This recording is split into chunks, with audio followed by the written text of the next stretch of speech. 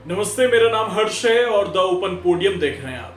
किसी ने भी नहीं सोचा था कि एक दिन ऐसा आएगा जब अपने ही पिता द्वारा बनाए गए बांग्लादेश को छोड़कर शेख हसीना को भागना पड़ेगा। लेकिन अब शेख हसीना बांग्लादेश छोड़कर भाग चुकी हैं।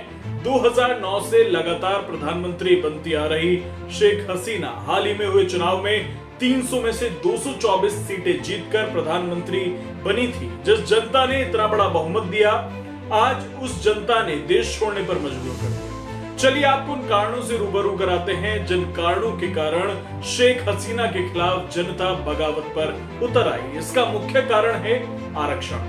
देश में करीब 1 महीने से कहीं ज्यादा समय से आंदोलन चल रहा था।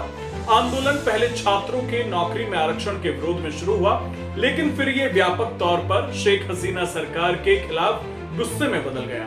इसमें समाज के हर वर्ग के लोग शामिल थे और माना जाता है कि पर्दे के पीछे इसमें विपक्ष की एकता ने बहुत बड़ी भूमिका निभाई। बांग्लादेश हिंसा के केंद्र में आरक्षण व्यवस्था है। बांग्लादेश में सरकारी नौकरियों में 56% सीटें आरक्षित हैं। अलग अलग वर्ग के लोगों के लिए सबसे ज्यादा 30% सीटें 1971 के युद्ध में शामिल लोगों के घर वालों के लिए आरक्षित हैं।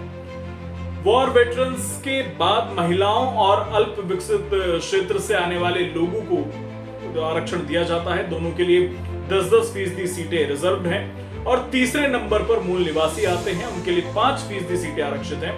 1% सीटें विकलांग लोगों के लिए आरक्षित हैं।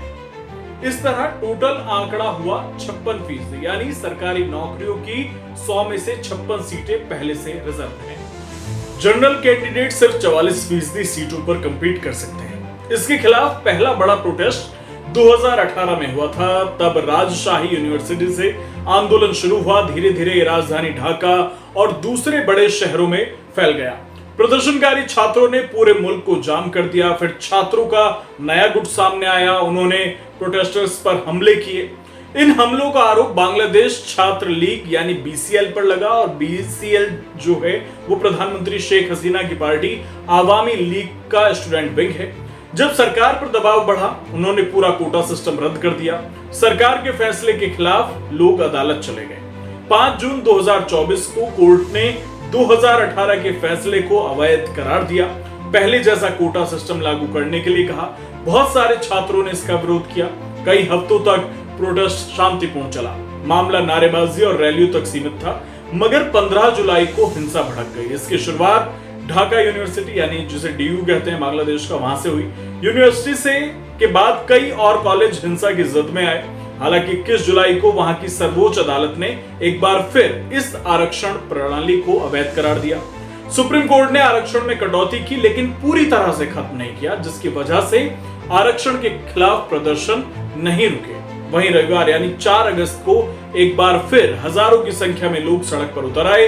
इसके अलावा यह भी माना जाता है कि बांग्लादेश में शेख हसीना की सरकार को लंबे कार्यकाल के दौरान कई नेगेटिव बातों का सामना करना पड़ा। उन पर हाल ही के दिनों में विपक्ष के दमन और तानाशाही का आरोप भी लगने लगा था। इन्हीं वजहों से बांग्लादेश में असंतोष बढ़ता जा रहा था और यही वजह है कि छात्रों का आरक्षण विरोधी आंदोलन सरकार विरोधी आंदोलन में बदल गया और शेख हसीना की सत्ता गिर गई। शेख हसीना बांग्लादेश छोड़कर जा चुकी हैं, लेकिन वहां पर हिंसा जारी है। हिंदू परिवारों को अब निशाना बनाया जा रहा है। कई वीडियो सामने आ रहे हैं और यह माना जा रहा है कि वहां के लोग भारत में पलायन कर सकते हैं। बांग्लादेशियों को भारत में शरण देने पर आपके क्या विचार हैं, हमें कमेंट करके जरूर बताएं। और वीडियो पसंद आया हो तो वीडियो को शेयर करें, चैनल को सब्सक्राइब करें। धन्यवाद।